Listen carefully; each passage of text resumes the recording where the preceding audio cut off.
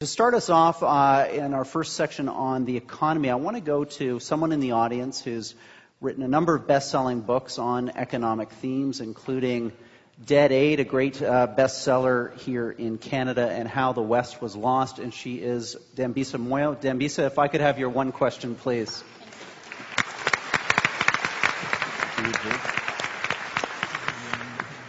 Yes, thank you. My question is actually to Mr. Lee and Mr. Ferguson. Until now, a key piece of China's development strategy has been to use soft power, vast resources, to accumulate and access natural resources such as land, water, energy, and minerals. And effectively, China has been free riding off of the United States, who's been underwriting public goods, such as national security around the world.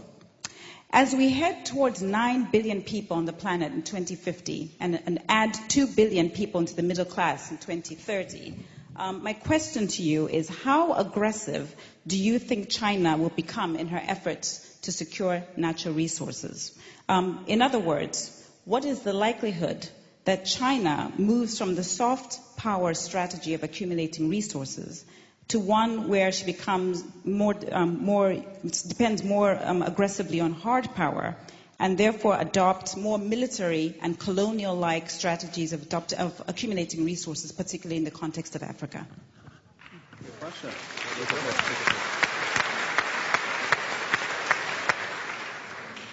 Well, Dambisa, it's great to have you here, and I hesitate to answer a question from you on the subject of Africa. But it seems to me, having recently visited Zambia, and last year having been in Senegal and Namibia, that something very important is happening in Africa, in sub-Saharan Africa, in which China is leading a whole new developmental push, radically different in its nature from the aid programs that you so persuasively argued had been a failure when the West tried them. Now, this is a developmental strategy based on self-interest. China is developing natural resources like copper in the Zambian copper belt because it desperately needs copper to wire its vast new cities. But the effect in Africa is by no means all bad. And I think it's a really big misrepresentation to suggest that this is a rerun of 19th century colonialism. That was the question in my mind when I went to Zambia. It wasn't the answer that I found. I don't think that is the Chinese approach. And in many ways, I think what they're doing is very consonant with what you argued in Dead Aid. They're investing. They're trying to make money. They're letting the market drive African economic development rather than handouts and a culture of dependency. Would this ultimately lead to conflict of the sort that you suggest? A sort of scramble for Africa as in the late 19th century? It's conceivable, but I see absolutely no sign of it at the moment. There's only one country scrambling for Africa right now, and it's China. Let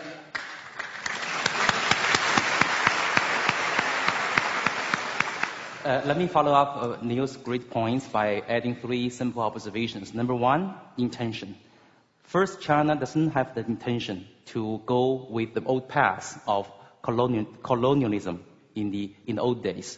There's no intention like that. To the contrary, China has been working hard, collaborating with African countries. Look at the summit, African summit, which was very, very popular about 3 years ago. And most of the African leaders and people and business people are very, very enthusiastic about Chinese investments. That's intention. Second, capacity. Look at the Chinese reality. We are still an extremely poor economy with per capita GDP around $4,000. So there's a long way to go for economic growth. Meanwhile, it implies that there's absolutely no capacity to colonize all these African countries, even if China were trying to do. Number 3, you have to look at China. Within China, there has been tremendous efforts in pushing for new technologies to conserve resources, new technologies to enhance energy efficiency. And also there are explicit policies to enhance resource prices in order to encourage conservation. So in my mind, China will have a new road, a new pattern of modernization, which again will give hopes to the poor fellows in the world. Thank you.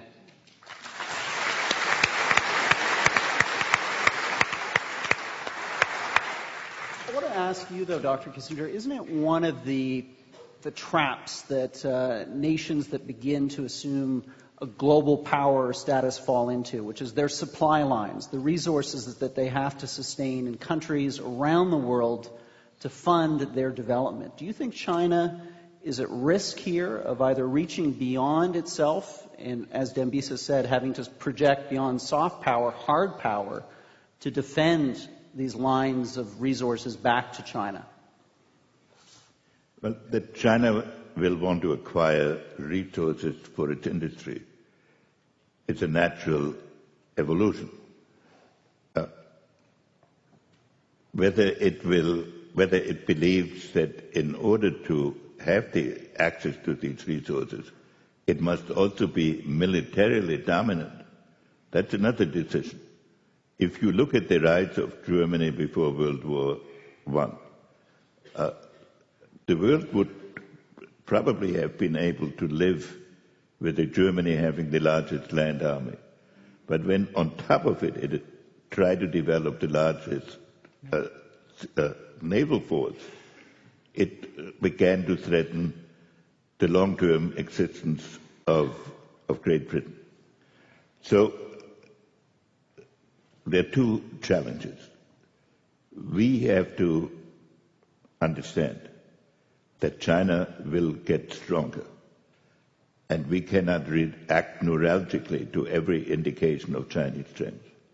But China has to learn some self-limitation in the way it vindicates its interests around the world.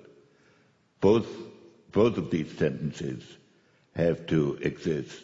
It cannot be done by one nation alone. It has to be done collaboratively. Great weigh in on this. Can I just add just one line, which is, I think that David said that China's investments in Africa are very popular. I think it would be more accurate to say that China's investments in Africa are very popular with its dictators. I think that I was in Kenya a year and a half ago, and I asked a group of Kenyan parliamentarians what their main concern was. We were talking about democracy, human rights, and things like that. And they said the single biggest concern we have is that China is going around Africa, making deals with Africa's dictators, with no questions asked and no accountability on any human rights issues. I would argue that that is possibly an exaggeration, but certainly something that they have to be worried about, and worry about from a long-term geopolitical sense. We discovered in the Middle East that we thought we had very stable relations with all these countries in the Middle East. It turned out we had very stable relations with all the dictators of the Middle East. Well, hang on a second. Wait a second.